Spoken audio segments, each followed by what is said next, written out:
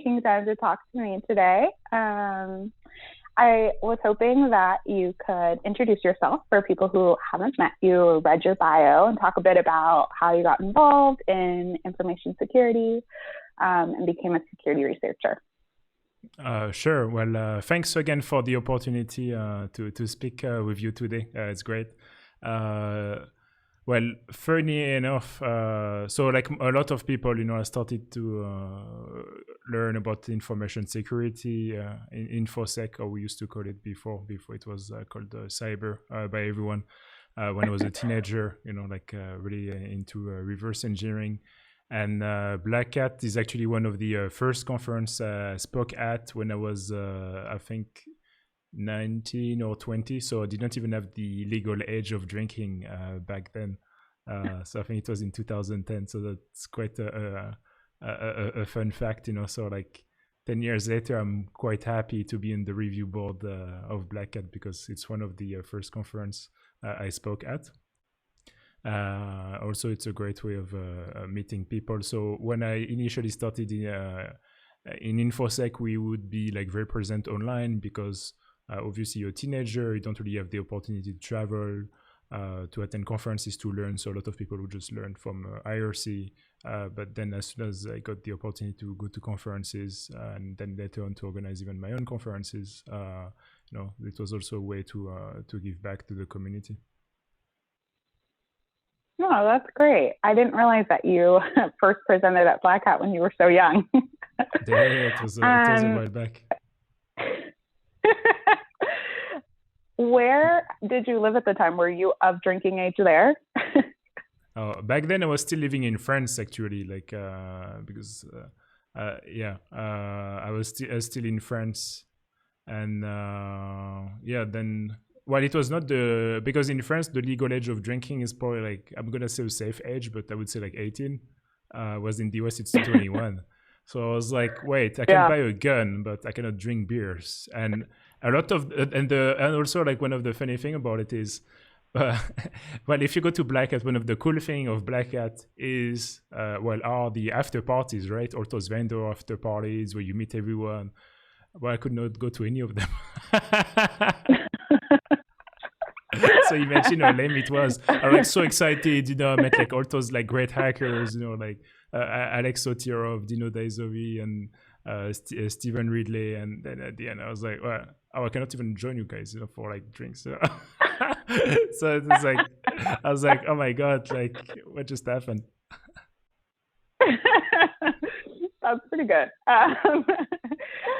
So now that you're on the other side and you're on the review board, can you tell us a bit about the reviewing process? I know this year you were the lead for the Malware Track, right? A little bit about what does it mean to be a track lead, and I don't know why you chose to lead the Malware Track specifically. So I've been a Black Hat review board member for 4 years now, I think, or 5. I'm not sure. And Tizia was the track lead for malware. So most of the responsibilities, either as a review board member or a track lead, are like making sure we get good submissions, and then later on when we have to review the submissions, because being a review board member does not only start when you get the submissions to review them, it's also engaging with the community and encouraging people to send their research and presentation to the conference also. And then we have to review them, which is quite a short process in time, but quite a long process in terms of hours, because every year we get more than 1,000 submissions. And that's a lot of work, and hopefully, we will get even more submissions in the future, which is always good to have submissions. And fortunately, we have a lot of really good and great review board members. Then there is for instance, people like Dan Cuthbert, who are like enjoying reviewing like all the submissions, which is completely crazy. I don't know he does it, but there is a lot of really engaged review board members. And as a track lead, you always same thing. You make sure that we get good submissions.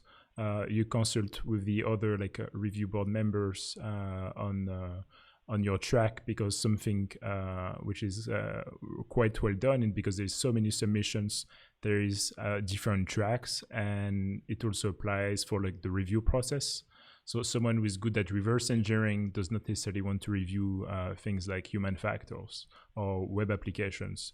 So you have some of the best security researchers who are part of each verticals to be reviewed. And that's one of the good things about it, because you send your submissions, it's going to be reviewed by people who actually enjoy that specific topic. Yeah, definitely. What are some of the things you look for when you're reviewing? It's a good question. So actually, Kimberly wrote a really blog post about how to apply to a call for paper, and every year, we keep repeating the same thing. But if you do want to submit to any conference, either Black Hat or another one, usually reviewers are looking for a very specific things, and fortunately in our industries is quite high bar for a content. So for instance, you have conferences like Black Hat where if you're gonna send non-technical material, if it's just product pitches and all those things, you can be sure it's not going to be accepted, because that's not a technical presentation per se. Not that it's not necessarily, and same thing if you get rejected in general, it does not necessarily mean that the presentation was bad, but just that the audience is not necessarily the right one. So whenever you apply to a conference, make sure that you know the audience of the conference. That's very important. In the case of Black Hat, one of the reasons I like Black Hat, and a lot of people like Black Hat, is because of the technical content.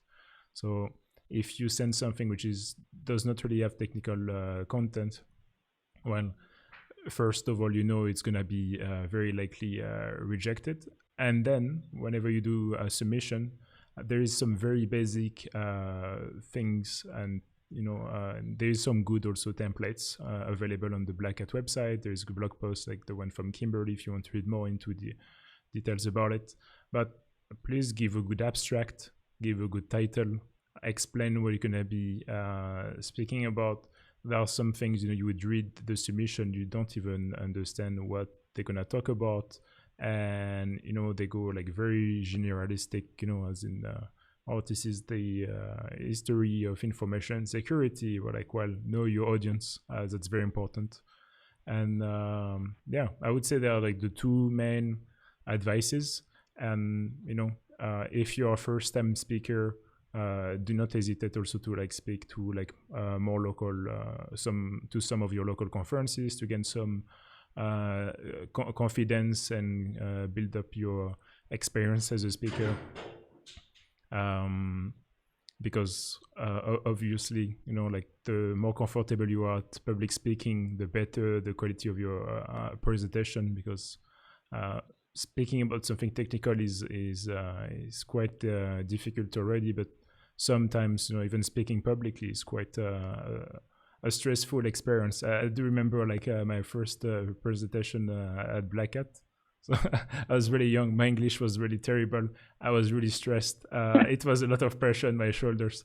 But yeah, it doesn't mean anything, right? Look, a few years later, I got invited by the Black Hat team to be part of the review board, So you can, it doesn't matter if it's not perfect, but make sure you put all the cards on your side.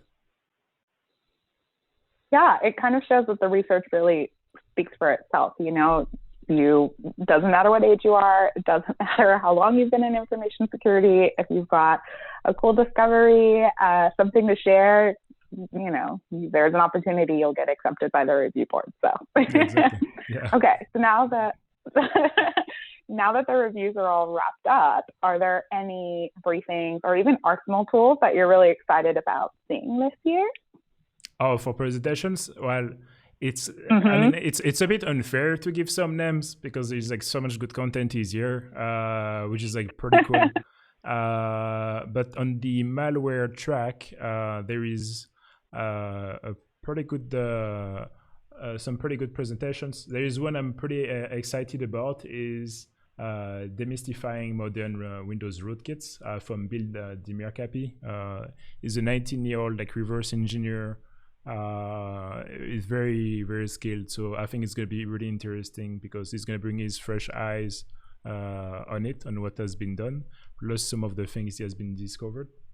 There is a bunch of like talks about Linux this year. That's some of the things we wanted to see more in the malware track, is to have more Linux content, because usually malware is always like really heavily focused on Windows, which is not bad, but you know, like we know there is also other platforms, like we've seen with like Mac OS for a long time. You know, they were saying that no viruses, and then suddenly we started to see a lot of really good technical presentations about Mac OS. So we're gonna have a bunch of Linux presentations. There is one about a Chinese Linux rootkit from Kevin Yve Li, yeah. And then what else do we have? There is also another one which is not in the malware track I'm looking forward to watch, which is where is it? I have it here in my list. Yeah, breaking VSM by attacking secure kernel, by two really good speakers, Sarah Amar and Daniel King. I think that one is going to be also like pretty good. Another one I'm looking forward to in the malware track is from Queen Nguyen. Demigod, the art of emulating kernel rootkits. So we have a bunch of like, and there is a bit, there's more like presentations. Like I have a full list of like things I want to watch, you know. So yeah, I'm really looking forward to seeing like some of those presentations plus like the other 20 on my list, you know. Yeah, one thing that I don't know how clear it is to the audience is that, I mean, the review board gets excited about these talks, that you guys are still in the industry and, you know, you're excited to see them too. Yeah. So I just thought it would be good, to like give a little insight into what you're looking for. So outside of being on the Black Hat review board, you're a CEO and you run a cybersecurity community and event series. I don't know how you have the time, but I saw a tweet recently about your operation, community development, and empowerment. And I wanted to know a little bit more about your work there, what your goals are with the organization, how people can get involved, if you need more involvement, kind of a whole breakdown. Definitely always happy to get volunteers. So Opcode initially started as a security event, which I started in Dubai, I would say 3 years ago, 2017. And then started to like, so one of the good thing about living in Dubai is like you can travel more or like to Asia and Africa, and I do a lot of photography in my spare time. So I was like, well, I'm just gonna do a bunch of like the countries around within a 6-hour radius, and try to meet some of the people. And during like one of my trip, actually in Singapore, I met a security researcher from Kenya. I was like, oh, I didn't know you guys were doing like some reverse engineering. Then he became a really good friend. I went to visit him in Nairobi. He introduced me to the rest of the Kenyan community. And I would say like 2 years ago now, we did a joint event with a local group called the Africa Hackon. So we had like Opcode Kenya / Africa Hackon, where, you know, like they're really involved with the local community. So we have a short documentary on our website about it, about that event. And we had some really good speakers that came, you know, to speak for the event that we brought, like Alex Ionescu from CrowdStrike, Dave Weston from Microsoft. So that was a pretty good experience overall. And then it was like, and we had some people who came like by bus from Uganda, you know, to come to Nairobi just to attend the conference because they wanted to meet like, you know, like some of our speaker, like Saif or like Alex or Dave, you know, so that was quite cool. And one of the thing I do enjoy to do about security conferences, like my first conference was Akitora Gosum, I think almost 10 years ago now. We used to organize it in France. We're one of the first like security conference in France to bring like non-French speaking speakers, because back then a lot of the security conferences, everything was like in French, like even if you had to submit, everything was in French. And I was like, well, there is a lot of cool non-French stuff too, I kind of want to see like people I cannot go see, I'm sure a lot of people are like that. So that was a bit of the idea when kind of like OPCDE branched out of being just like a security event and trying to do like more collaboration with some local communities. And then that's kind of like OPCDE just became like a project about like community development and empowerment. So after that, I even like flew to Mogadishu in Somalia to meet some of the technology startup there to kind of see what they are doing to help to review some startups. And I'm still in touch with a lot of the groups. There's like one group called the She Hacks in Kenya, for instance, that we've been involved with from the beginning. We helped them to get a sponsorship from Microsoft, so that helped them to get up and running. So there is a lot of things, because one of the thing about like, writing blog posts, being active like on social media or doing events, part of us, we all do it because, well, we want to find a way to give back to the community. And as someone, who grew up in the countryside in France, I was like, well, there's a lot of cool research, like what's the best way to access it if you cannot travel? Like either you write blog posts. Like over the past 3 months, we started a live stream just so people can see like more technical presentations, but also like to stay more like engaged with the community. We have like a Discord server, which by the way is the new IRC. Like if you're wondering if you're missing like IRC and everything, I think Discord is the way to go. So we have a server there with a lot of security researchers who are like quite active, because all of us who grew up were like doing security research in the 90s or like early 2000.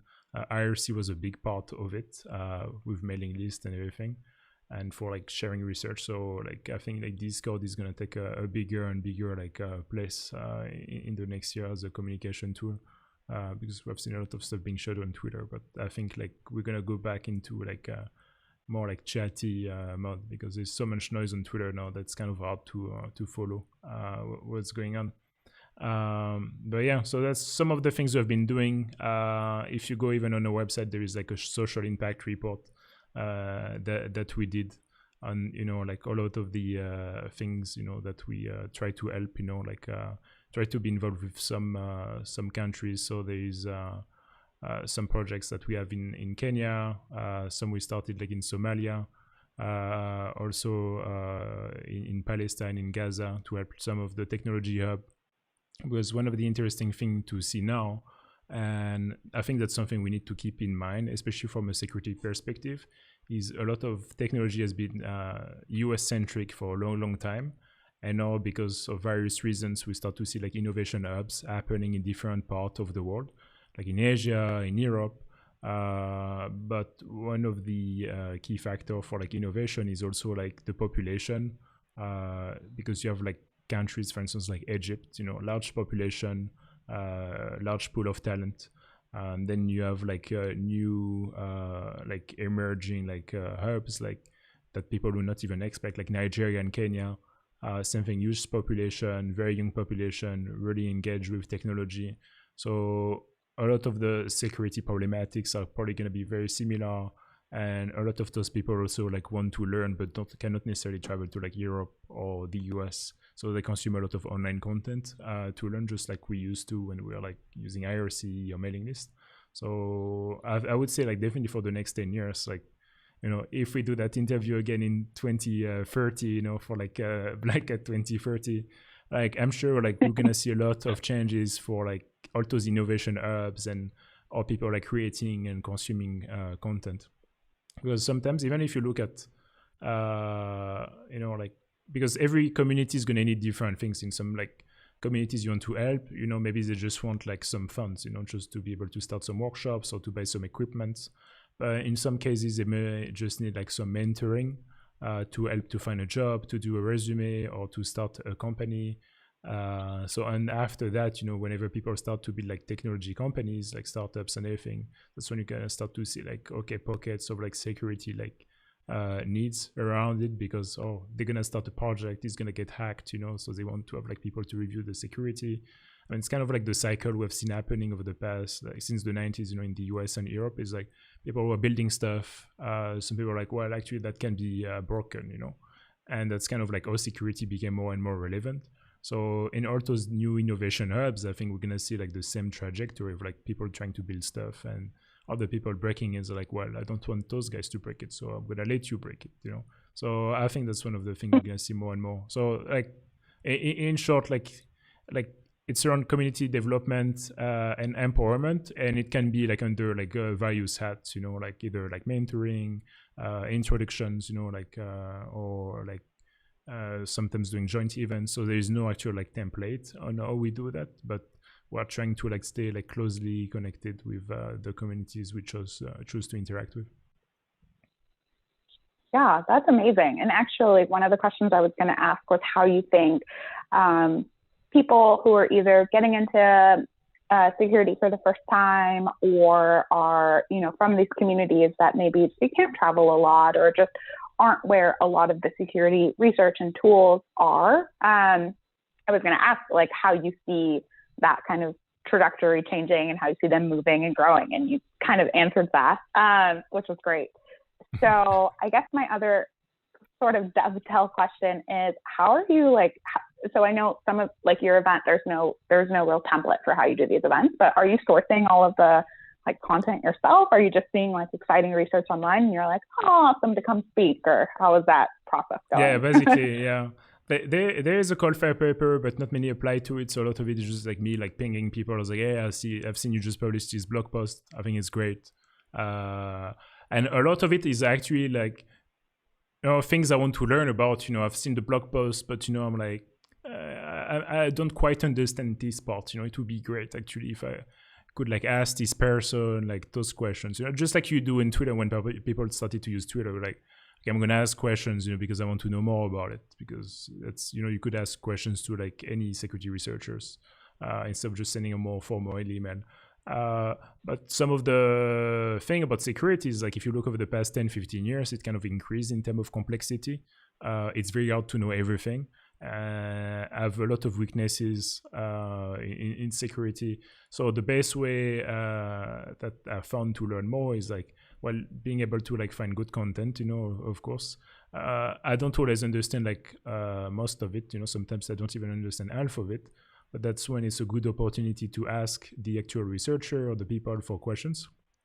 And the best way I found now is like, instead of doing a traditional conference like we were doing, like where you have to like, because we're not an event company, it's not even our business initially, right? So if you do like a full 2-day conference, it's a lot of work, a lot of logistic, a lot of stress, Like was like, no, I'm just a bunch of stuff I'm interested about.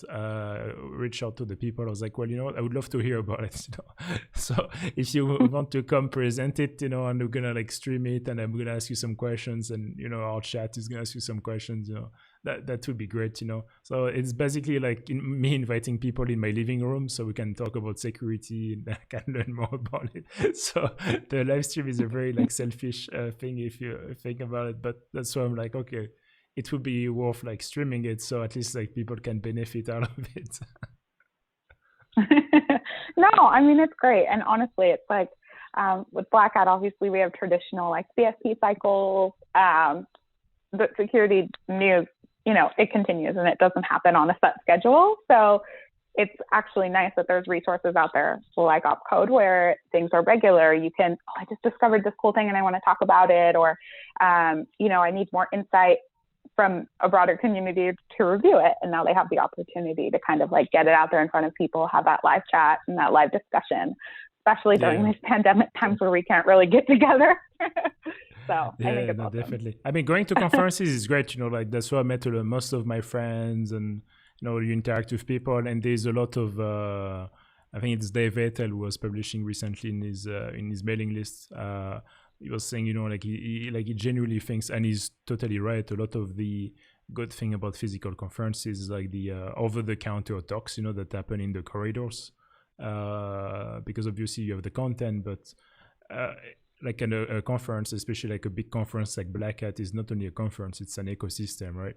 It's an environment that's kind of enabling like security researchers to meet and exchange. So like things like Black Hat go way beyond just being a security event, because it's its own ecosystem that's been around for like how many years now? 20, 25, 20, no more. Wait. 23. 23, yeah? 23. Yeah. So even like it has been a while. So it's like the mission there is definitely bigger. But yeah, like there's a lot of benefit of like going to conferences. But like I was saying, for me, like the live stream is like, especially when you live like in Dubai, like traveling to the US, you cannot go there like 5-6 times a year, unless you just live in the US. It's great, because you just like fly from Texas, something. That was by way of like cutting on traveling, for like for now. But for like great events like Black Hat, that was definitely travel, because like I was saying, it's just like its own ecosystem. You like meet the people in the corridor, like you have the chats, so it's quite iconic. Yeah. Vegas is just a hop over for me, and I'm sad I won't be there soon. Actually. That's true. Well, you still be there, just differently. Like times are changing, we're evolving with our times. I think the most important thing is like there is a Black Hat in 2020. I think that's like the most important. If you bottom line, the thing is like it's still happening. Just under a different format. Exactly. Next year we're all gonna meet, and it's gonna be even more enjoyable, because we had the Black Hat, but like something was missing. Like the the feeling of the ground, like the underground experience, of Black Hat, and of exchanging with people. Yeah, it was really important to us to still have Black Hat and allow the opportunity for researchers to present, for tool developers to get it out there, for trainings to happen, and just still to like foster that community. But yeah, you're right. Next year will be like so much hugging and excitement to be back together. Okay, I think those are all the questions I had. Do you have any more? No, I think that's this is pretty much it. Just make sure you register for Black Hat, and now we are like 18th of June. Yeah, a month and a half, huh? That's like what, 5 weeks? 6 weeks? 5 weeks. 5 weeks away. 5 weeks. Yeah, well, see you everyone in 5 weeks,